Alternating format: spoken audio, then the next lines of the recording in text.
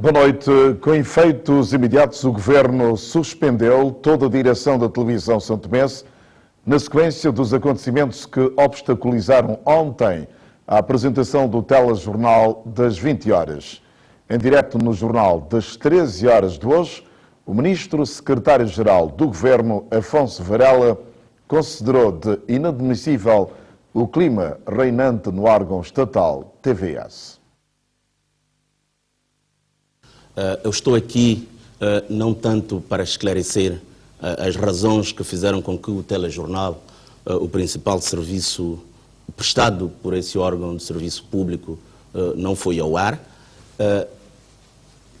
mas sim para, em primeiro lugar, pedir ou, por outro, apresentar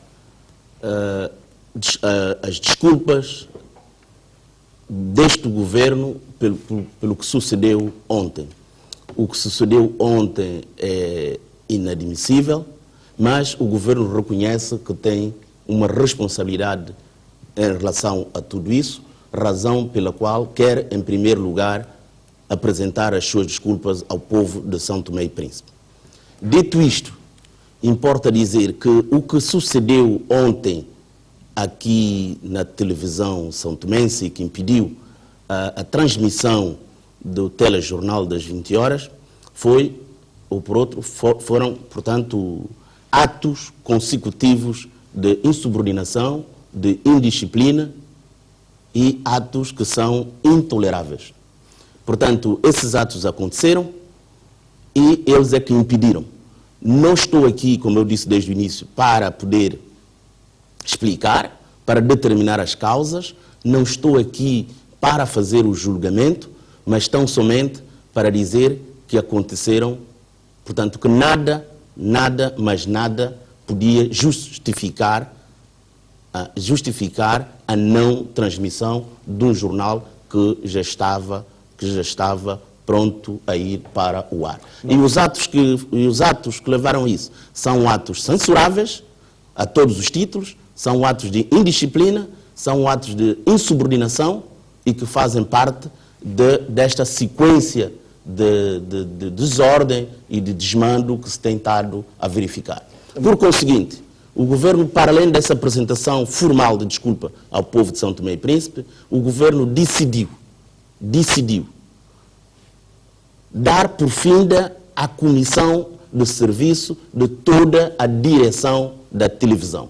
Eu quero referir-me ao próprio coordenador da TVS, mas igualmente os chefes do departamento e os editores, E porque a televisão deve continuar a funcionar e a prestar o serviço para o qual ele foi criado, o Governo decidiu criar uma comissão provisória para poder garantir o regular funcionamento da televisão durante esses próximos dias, até que uma solução definitiva seja tomada. No despacho, o Governo refere-se a 45 dias, mas estamos convencidos que isto é apenas um prazo formal. Nós estamos convencidos que nos próximos dias, as decisões, eu diria, definitivas, serão tomadas para que se encontre uma estabilidade normal, porque só com essa estabilidade se pode avançar. Mas para além daquilo que aconteceu durante a noite, aquilo, eu diria, foi o paroxismo, porque as coisas vêm acontecendo. Na manhã daquele dia, na véspera, os arquivos da televisão foram destruídos. Ora, você sabe que a destruição de um arquivo público, de um arquivo do Estado, é, no mínimo, um crime. Um ilícito inadmissível. Simplesmente para poder esclarecer os telespectadores que estão a nos seguir, que arquivo se trata que foi destruído? Aqui na televisão nós temos notícia de vários arquivos, mas ontem foi o arquivo relativo ao jornal da sexta-feira, e porque se visou particularmente atingir a entrevista, as declarações do Ministro do Plano de Desenvolvimento relativamente a essa contenda que se vive atualmente no país. Portanto, este foi um ato inadmissível, eu diria mesmo um ato autoritário, se não totalitário, da parte das pessoas que praticam isso. Totalitário por quê? Porque o desaparecimento dos arquivos da televisão se faz apenas num sentido.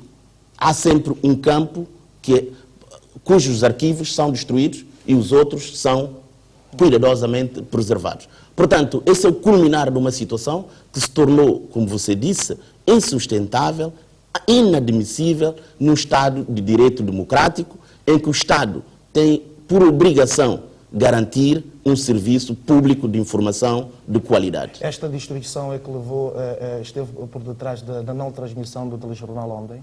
Não estou convencido, e eu disse antes que não foi isto, mas foi... Que informações é que o Sr. Ministro tem?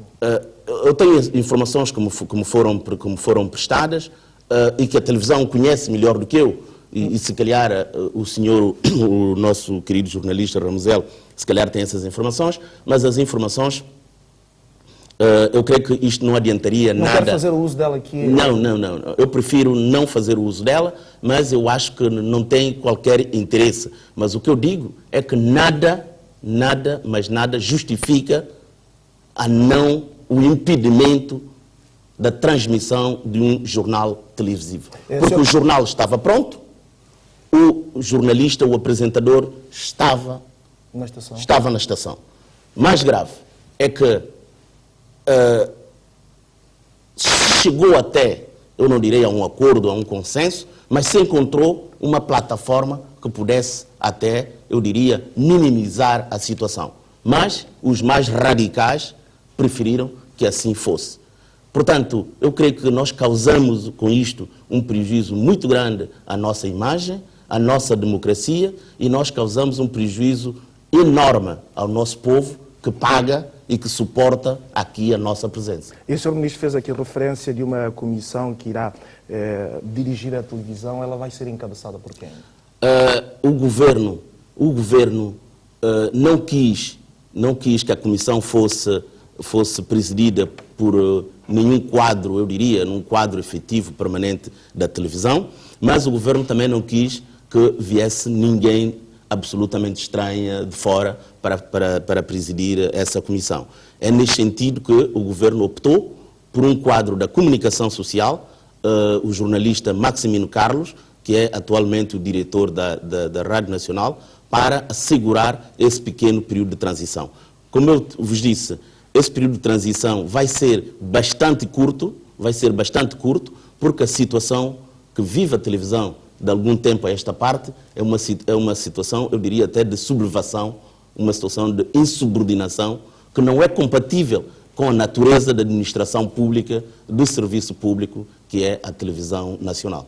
Quais são os motivos que levaram o governo a indigitar Maximino Carlos para poder coordenar a direção da televisão nesta fase transitória? É uma figura consensual na comunicação social?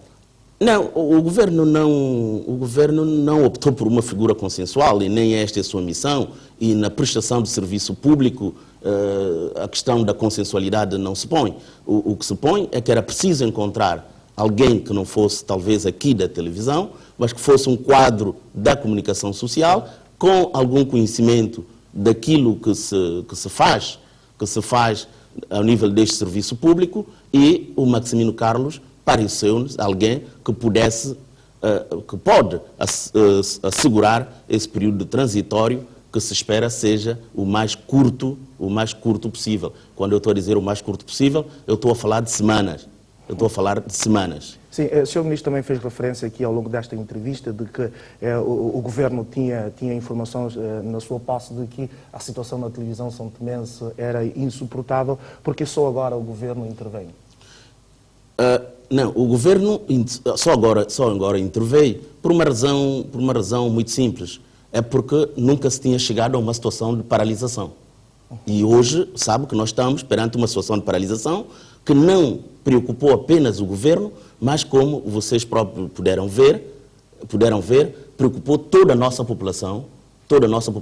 E eu estou convencido que se o jornal das 20 horas fosse de dia, ou se estivéssemos numa latitude em que às 20 horas ainda tivéssemos o sol, eu estou convencido que nós teríamos aqui uma multidão muito mais vasta. Por isso, nós pensamos que nem eu, nem os quadros da televisão, ninguém tem o direito de usando os bens do Estado, os recursos do Estado, possa, portanto, fazer manifestações dessa natureza. O Sr. Ministro faz-se acompanhar de vários despachos. Quer-nos adiantar o teor desses despachos? Não, o teor do despacho eu acabei de vos dizer. O primeiro procede, portanto, ao término da missão de serviço que vem exercendo um certo número de quadros aqui da televisão, e o outro procede à criação, portanto, ou à indigitação dessa nova comissão transitória que deve, portanto, gerir os assuntos da televisão transitoriamente até que se reponha a total normalidade de funcionamento dessa instituição. O Conselho de Estado, reunido este sábado no Palácio do Povo e presidido pelo Presidente da República, Manuel Pinto da Costa, foi como um deitar a água na fervura face à atual situação política no país. É importante que regras da Constituição Democrática sejam corretamente aplicadas, particularmente no que respeita às complementaridades para o funcionamento harmonioso do Estado. Uma das recomendações do Conselho, cuja sessão ficou marcada pela tomada de posse do Presidente da Assembleia Nacional, Alcino Pinto, como o novo membro do Conselho de Estado.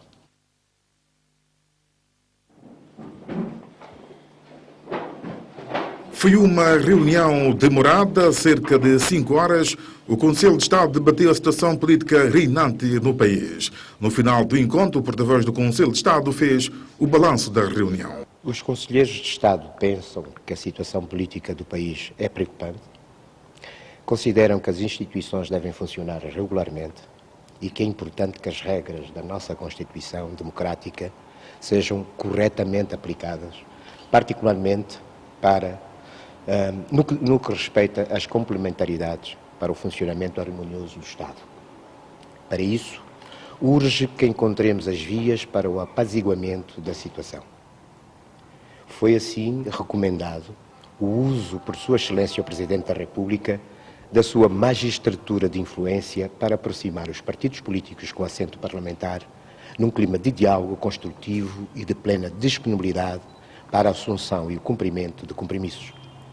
O que o país precisa é de paz, tranquilidade e de desenvolvimento. Entretanto, está marcada para hoje uma reunião com os partidos políticos com assento parlamentar, às 19h30, aqui no Palácio do Povo, convocada e presidida por Sua Excelência, o Presidente da República. Antes da reunião, o Presidente da República, Manuel Pinto da Costa, impulsou Alcino Pinto, Presidente da Assembleia Nacional, como membro do Conselho de Estado. Por minha honra, cumprir e fazer cumprir a Constituição e as leis, defender a independência nacional, promover o progresso econômico, social e cultural do povo de São Tomense, desempenhar com toda a lealdade e dedicação as funções que me são confiadas. O Conselho de Estado, órgão consultivo do Presidente da República, é constituído, para além do chefe de Estado, o Presidente da Assembleia Nacional, Primeiro-Ministro, Presidente do Tribunal Constitucional, Procurador-Geral da República, Presidente do Governo Regional, os antigos Presidentes da República, 3 cidadãos de reconhecida idoneidade e mérito designados pelo Presidente da República e 3 cidadãos eleitos pela Assembleia Nacional. Uma das competências do Conselho de Estado é pronunciar-se sobre a dissolução da Assembleia Nacional e a demissão do Governo quando se torne necessário para assegurar o regular funcionamento das instituições democráticas. 3 horas depois, o Presidente da República recebia na mesma mesa os representantes dos 4 partidos com assento parlamentar. O encontro, que foi inconclusivo, será retomado amanhã no Palácio do Povo, mas para já a oposição disse que está perante um governo demissionário depois da aprovação da moção de censura. Discutir e encontrar uma saída para a crise política em que o país se encontra. Este foi o objetivo do encontro entre o Presidente da República, Pinto da Costa, e os líderes dos 4 partidos políticos com assento parlamentar. À saída do encontro, o porta-voz dos partidos políticos afirmou que a oposição defende a criação de um novo governo e mostra-se disponível a assegurar a sustentabilidade parlamentar. A partir do momento que há uma moção de censura, efetivamente o governo é um governo já demissionário. E sendo demissionário, qual é a solução? Passa por quê? Porque é preciso, o público e o público também tem que entender isso. Se o governo é demissionário, como está a dizer, houve essa reunião. Portanto, os passos que disse que vão acontecer nos próximos dias visarão o que exatamente? Constituição de um novo governo ou ressuscitar este governo demissionário? Não, em princípio, o que nós pretendemos é que haja um novo governo. E nós, enquanto partido de oposição, o que dissemos é que nós vamos dar sustentabilidade parlamentar ao próximo governo, se for caso disto. Esse próximo governo será da lei, o partido que ganhou? Naturalmente, isso não está em causa. Sem o primeiro-ministro atual? Eu não posso dizer precisamente agora se é com ou sem o primeiro-ministro, será já a questão que você vai ver depois. Havendo ainda muito por se discutir e definir relativamente a estas questões, este encontro que teve lugar ontem no Palácio Presidencial terá continuidade na próxima segunda-feira. Já é possível fazer compras e pagar com o cartão Dobra 24, depois de ter sido lançado oficialmente o Terminal de Pagamentos Automáticos POS. A Spalt, Sociedade Gestora do Sistema de Pagamentos Automáticos, lançou este sábado o Terminal de Pagamentos Automáticos POS para compra e outros serviços via Rede Dobra 24. Não tenho qualquer dúvida que um ano envolvido sobre aquele que foi o êxito da rede de ATMs, a rede POS vai ser um êxito redobrado. E o lançamento deste novo instrumento ao serviço dos meios de pagamento de São Tomé e Príncipe dotará a população de São Tomé e Príncipe de novas facilidades,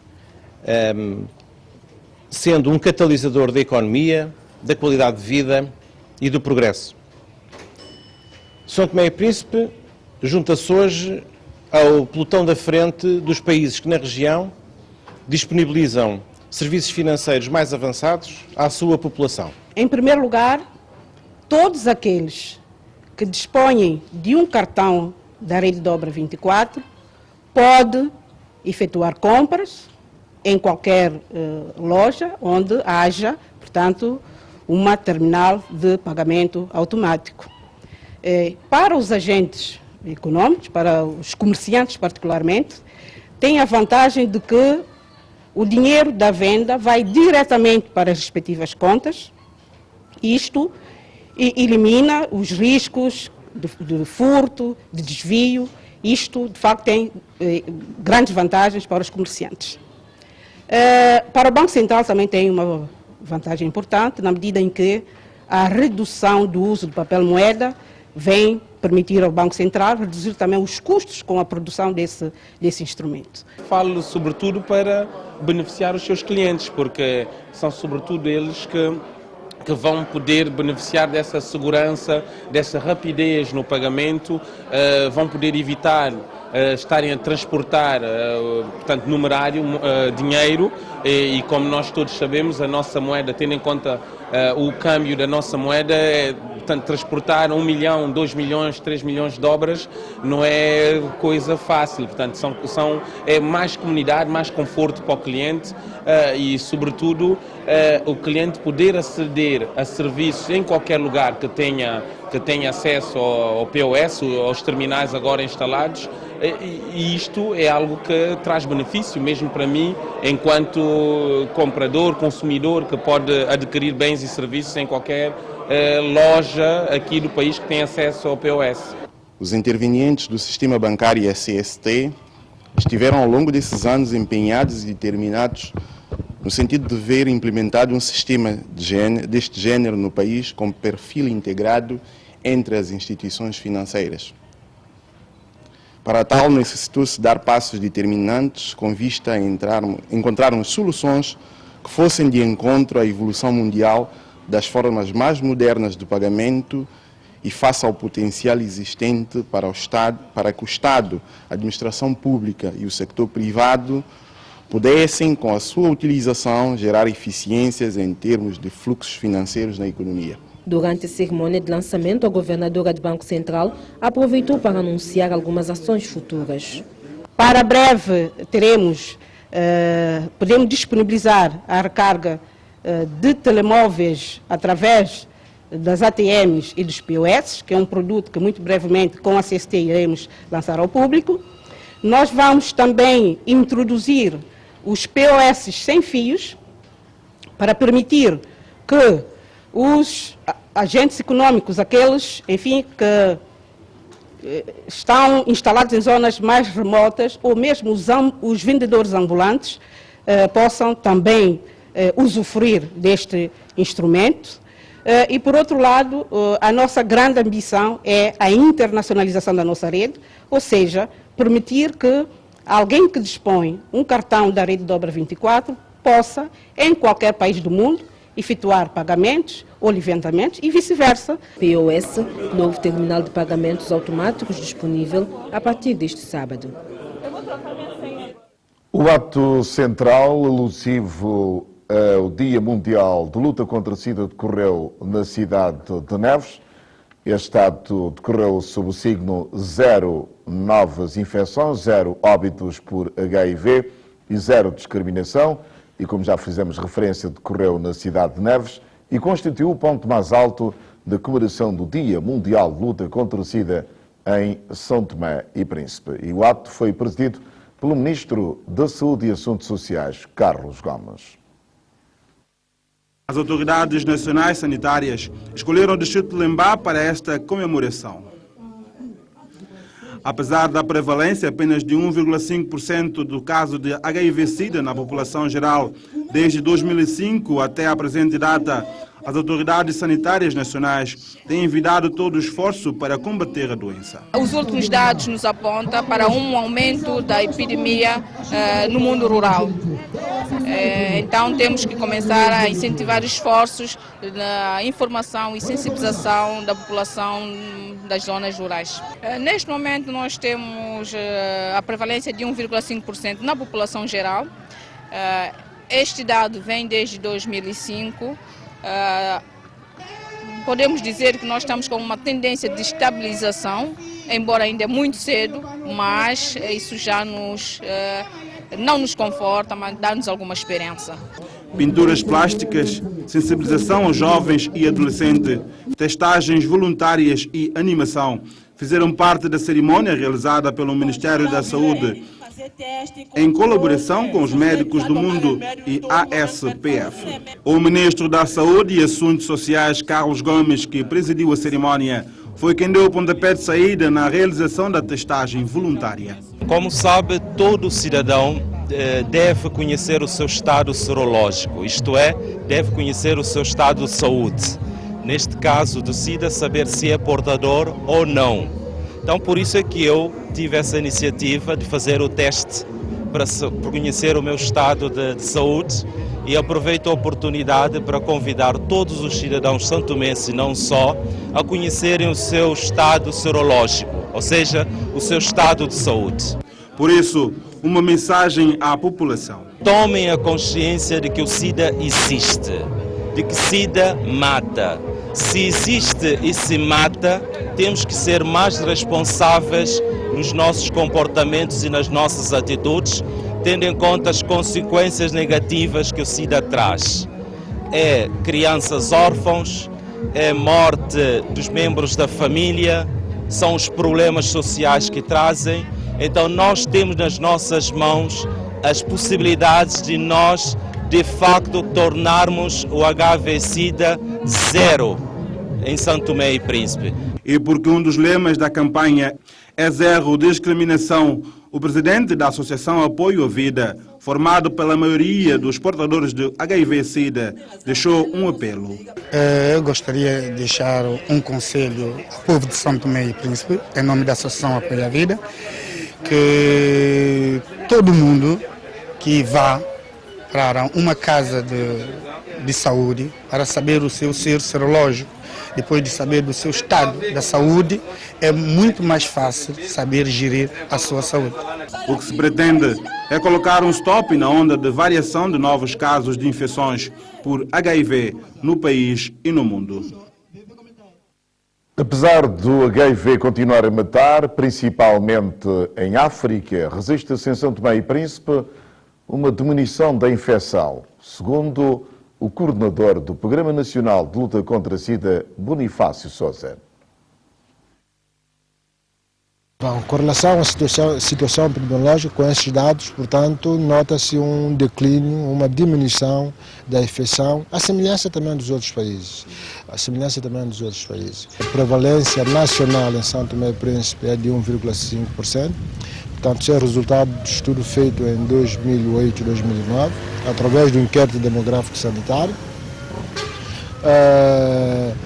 Temos um outro dado que é importante e recente, que é a prevalência a nível da região Autónoma do Príncipe, que ronda 1%, portanto, dados de um estudo feito pela uma organização não governamental.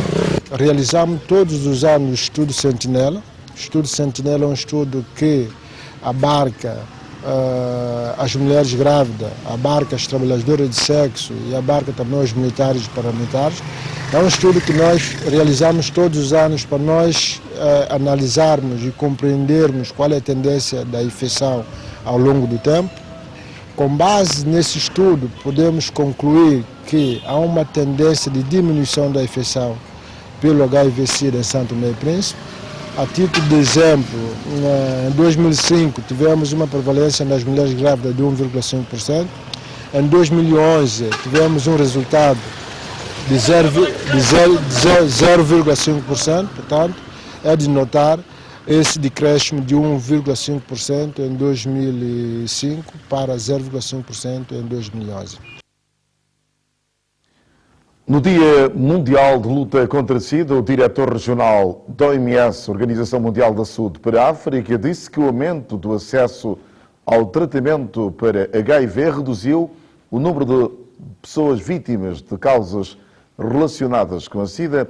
A mensagem de Luís Sambo foi lida pelo representante do escritório da OMS em São Tomé e Príncipe, François Guezin.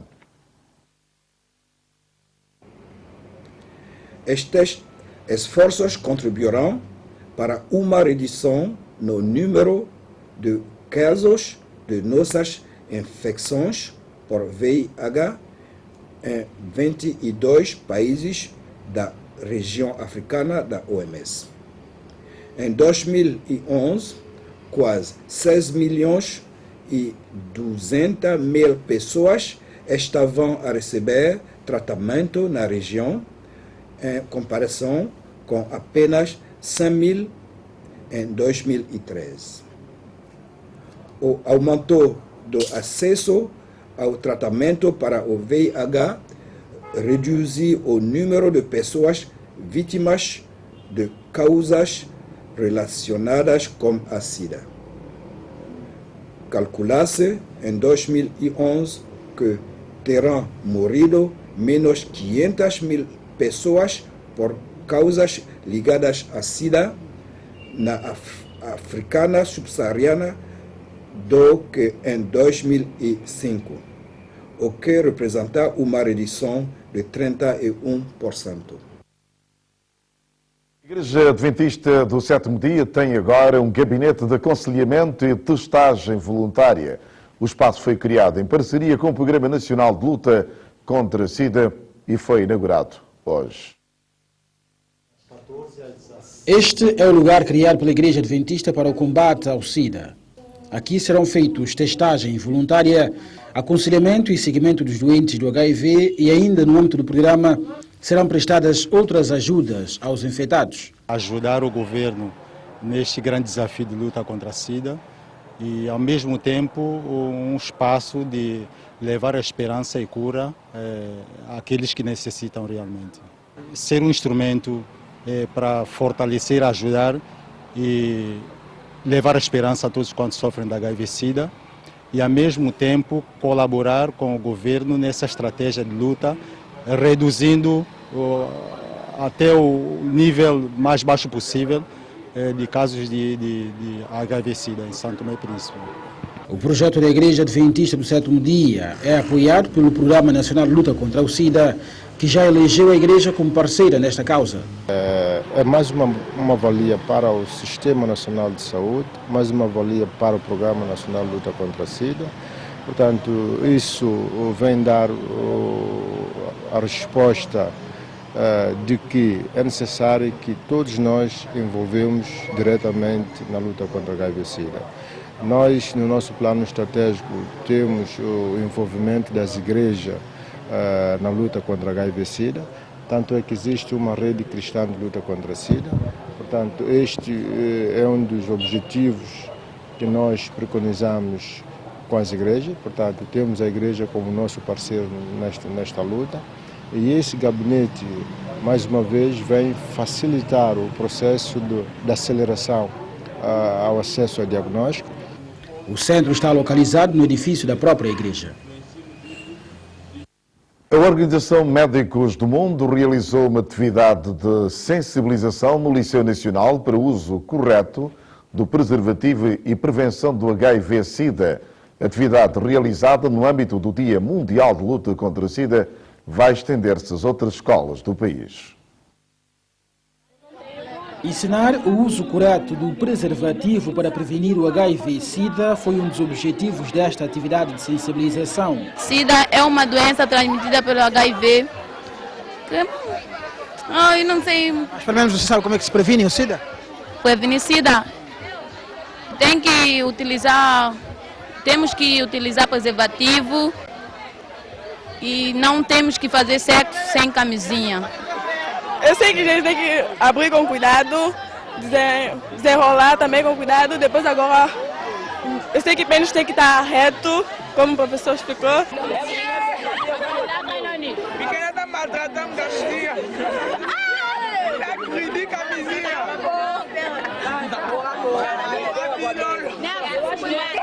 Segura na ponta. Se mesmo ver sorrisinho.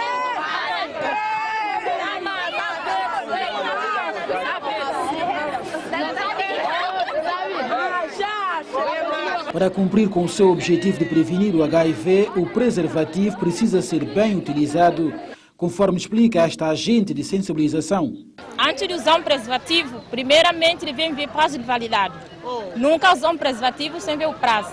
Segundo, apalpar o preservativo bem para ver se a embalagem foi violada. Depois, abrir sempre o preservativo na parte cerrada do preservativo.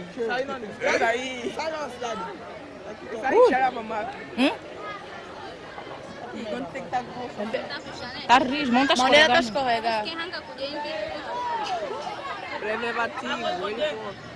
Segura para mim.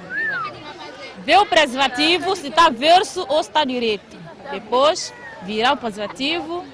Pega sempre na ponta do preservativo para não conter ar.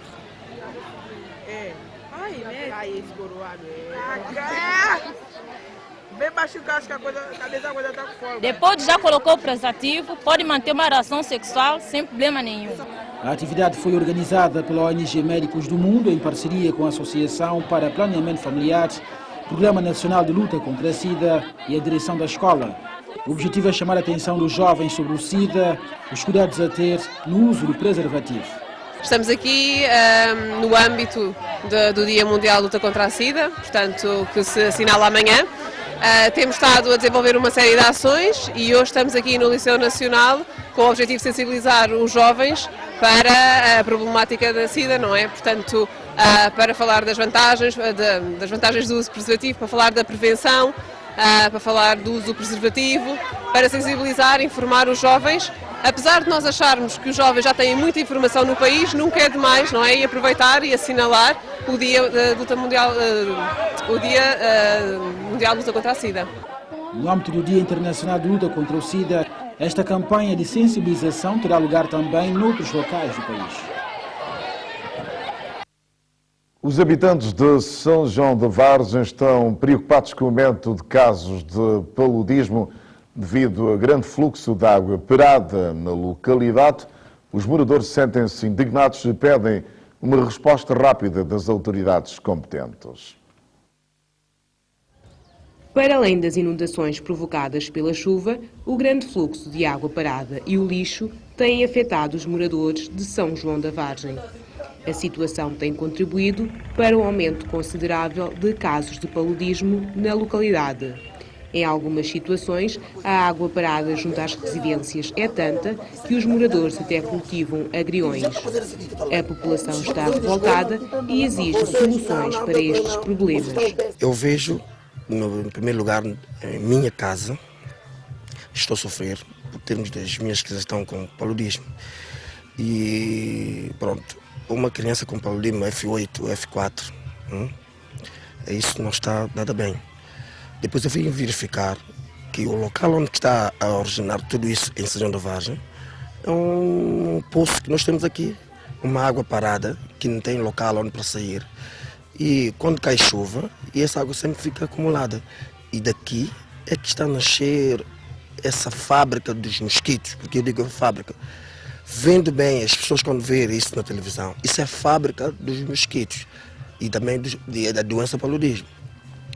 E eu apelo ao vereador da Câmara daqui, de São da Vargem, para que unem com o presidente da Câmara para ver se a gente resolve esse problema aqui em São da Vargem, porque se não for assim, dia mais dias, mês mais meses e ano mais anos, nós não vamos ter a vida assim legal. Porque é só doença, é só o paludismo. Nós aqui, em São João da Vargem, nós estamos a notar que estamos a ser afetados pelo paludismo. E nós temos que fazer, pedir,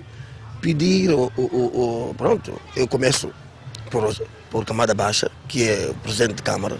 O Presidente de Câmara ver essa situação aqui em São João da Vargem para um saneamento de meio. Nós temos que ter um esgoto aqui, temos que ter uma vala aqui para evacuar essa água, senão não vamos aguentar esse paludismo aqui em São João da Vargem. Quando vai com o pão, ele vem.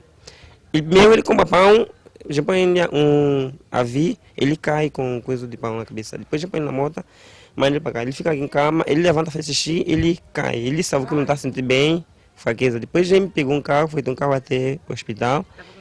Já foi lá fazer consulta, análise, bico dele, acusou paludismo F10. Depois de tratar com o medicamento bem, de agora ele já está melhor, está mais ou menos, foi para o mercado hoje. Os moradores de São João da Vargem sentem-se esquecidos e unem-se para pedir soluções às entidades competentes numa altura em que foi aprovado no país um novo plano para a erradicação do paludismo. Chegou ao fim esta semana uma ação de formação para quadros nacionais em matéria de negociação comercial, um curso de iniciativa do projeto de apoio ao setor comercial que teve a duração de 4 dias. É uma formação destinada aos membros da Comissão Nacional de Negociações Comerciais e ao grupo que fará parte do Comitê de Sanidade e Fitossanidade de São Tomé e Príncipe. Um primeiro contacto para permitir aos quadros nesta área adquirir conhecimentos sobre aquilo que se faz a nível internacional. Essa formação teve como objetivo principal capacitar os quadros nacionais em matéria de competências de negociações comerciais. Mas mais do que isso, também teve o alcance de reunir os membros da recém-criada Comissão Nacional de Negociações Comerciais, bem como os membros que vão fazer parte do Comitê SPS, ou seja, de Sanidade e Fitossanidade em São Tomé e Príncipe, para que eles pudessem ter um primeiro contacto com uma simulação em termos de negociações comerciais daquilo que se faz a nível internacional. O que passou-se aqui durante 4 dias é aquilo que se faz em Genebra, ou na CONUCED, ou a nível da África Central, quando vamos negociar os acordos de parceria económica, e como tal pode servir de um embrião para que São Tomé e Príncipe possa se familiarizar com esse tipo de atividades. E agora que esta formação chegou ao fim, que balanço é que faz? Faz um balanço positivo? Pelo menos no primeiro contacto que nós tivemos agora com o senhor professor que veio da OMC, diz que respeitou as expectativas, ou seja, foi acima das expectativas, isto é, o balanço muito positivo, acima da média, mesmo pessoas que não tinham conhecimento a este nível, todos foram unânimes em dizer que foi proveitosa esta formação. No final da formação, o balanço que se faz é positivo. Para os formandos, tratou-se de uma mais-valia que contribuirá no desempenho das suas funções. Portanto, são formações extremamente importantes para o nosso país e para os países em desenvolvimento, e encorajamos a OMC a continuar a formar os quadros no sentido de melhorar a nossa performance no futuro. E as competências que adquiriu nesta formação vão ser úteis para o dia-a-dia do seu trabalho? Portanto, esses são o conteúdo, portanto, vai contribuir de sobremaneira para o futuro das nossas atividades, tendo em conta que eu pessoalmente sou membro do comitê SPS, que também tem muito a ver com as negociações comerciais. No final da formação, foram entregues certificados a todos os participantes.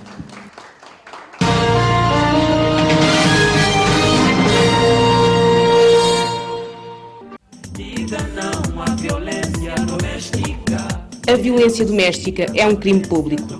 Denuncie. A violência doméstica é uma violação dos direitos humanos. Denuncie. A violência doméstica faz muita gente sofrer. Vamos todos juntos combatê-la. Utilize o diálogo no seio familiar. Não resolva conflitos com agressão. Dê o primeiro passo. Contacte as autoridades policiais. Solicite informação e apoio jurídico. Acredite em si. É possível recomeçar uma vida sem violência. Dê a si e aos seus filhos uma oportunidade de serem felizes. Por isso, se for vítima de violência doméstica, deve-se dirigir à Polícia Nacional, ao hospital, ao Centro de Aconselhamento contra a Violência Doméstica ou ao Ministério Público. Denuncie, dê o primeiro passo. É um crime a violência doméstica. 1 de dezembro, Dia Mundial de Luta contra a SIDA. Em todo o mundo este dia é comemorado e São Tomé e Príncipe não fica indiferente. O nosso desafio para os próximos anos é chegar ao zero. 0 mortes relacionadas com VIH-Sida. Em São Tomé e Príncipe, o tratamento para o VIH-Sida é gratuito. Informa-te nos postos e nos centros de saúde. 0 novas infecções. Usa o preservativo em todas as relações sexuais e não partilhes objetos cortantes. Se estiveres grávida, vai à consulta pré-natal. Informa-te e assim vais proteger a tua vida e do teu filho. 0 discriminação. Todos podemos contribuir para que os seropositivos conheçam os seus direitos e sejam tratados de forma justa em São Tomé e Príncipe. Diz não à violência. Diz não à discriminação. Participemos todos nesta luta.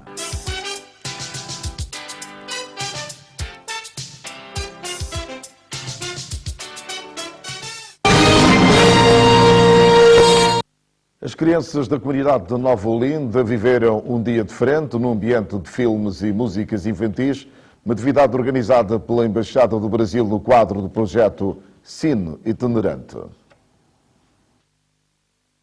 Enquanto algumas crianças se intimidaram e observaram de longe as atividades, outras se familiarizaram facilmente com o ambiente.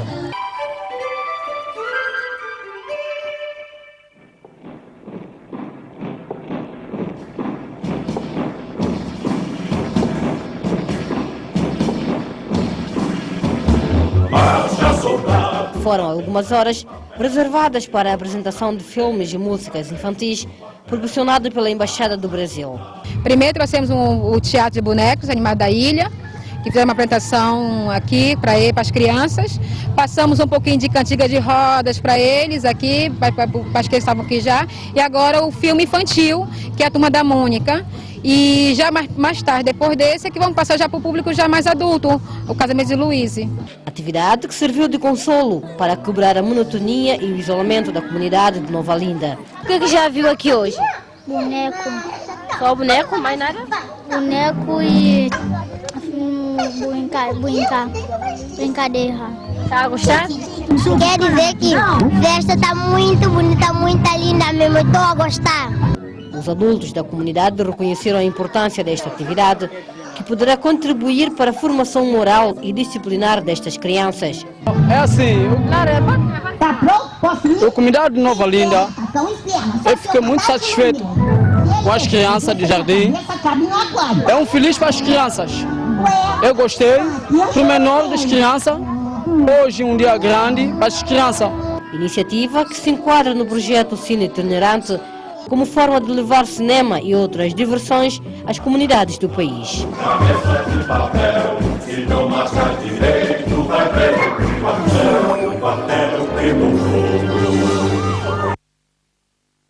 É um novo episódio da história de 7 crianças supostamente abandonadas pela própria mãe.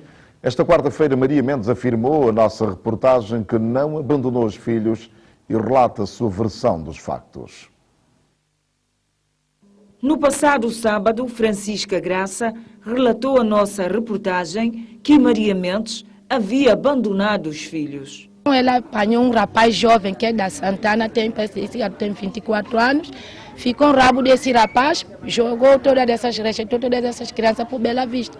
Cala que esse menino também, aqui eu perguntei, disseram que ele cai mato a roubar banana, pão de gente, rouba cacau. E o que é dia a dia? Vai pegar charuco, vem charuco a comer pão. E essas crianças não têm alguém para dar comida, fica aqui com fome. E vi isso, então levei eles para a cidade. Hoje, a nossa equipa ouviu Maria Mendes, que contradiz toda a informação. Não foram abandonados, não. Nenhuma dessas crianças foram abandonadas. Eu criei minhas coisas desde pequenino.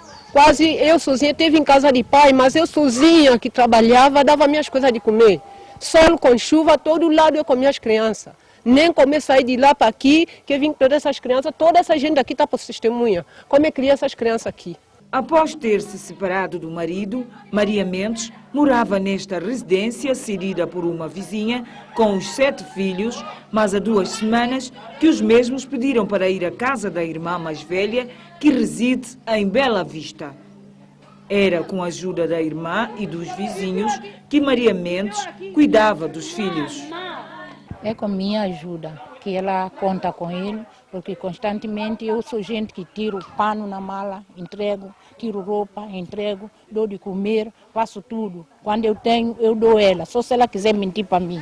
Aqui na zona, eu sozinha com ela, com essa senhora que está lá. Às vezes peixe, a senhora dá arroz, a senhora dá cebola, a senhora dá. Eu também, na minha medida de minha possibilidade, eu também ajudo ela.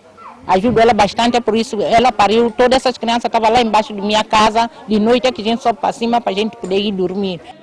Quanto ao pai das crianças, Maria Mendes diz que este já tem outra família e não dá qualquer assistência aos filhos. Solidários com a causa de Maria Mendes, os vizinhos apelam à ajuda de entidades competentes para o desfecho dessa triste história. O músico santomense de origem congolesa, Yannick Delas, já tem o seu primeiro trabalho discográfico a solo, Stop. É a música que dá o título ao álbum, com 13 faixas musicais. Bate criança, educa ela, ajuda a criança, não explora ela.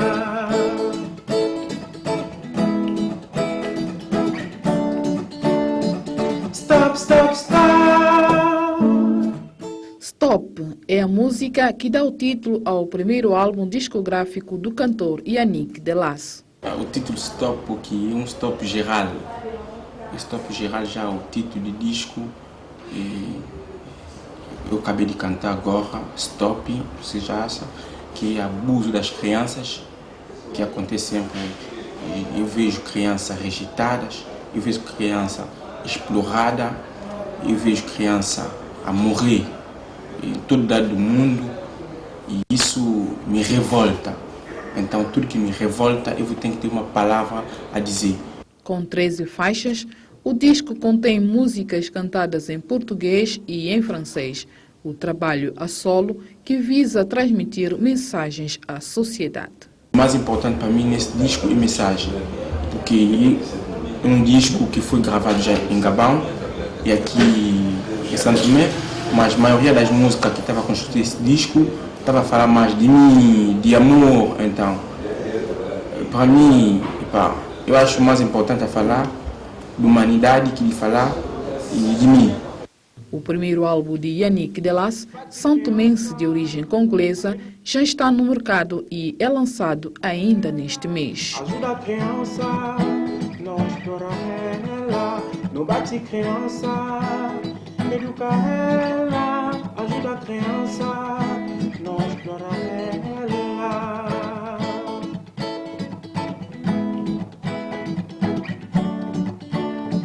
Stop, stop, stop. O telejornal fica por aqui. Boa noite.